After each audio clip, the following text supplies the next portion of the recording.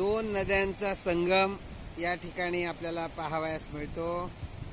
एक चोंढे येथून येणारी एक नदी आणि एक आजा पर्वत रांगेतून निघणारी ही दुसरी, अशा या दोन्ही नद्यांचा संगम चोंढा येथे आपल्याला पाहायला मिळतो।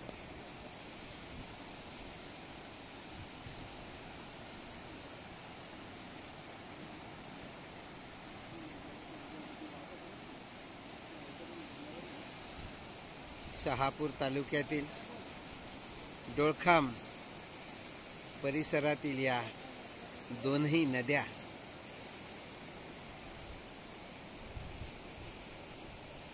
एकत्र आल्या आहेत।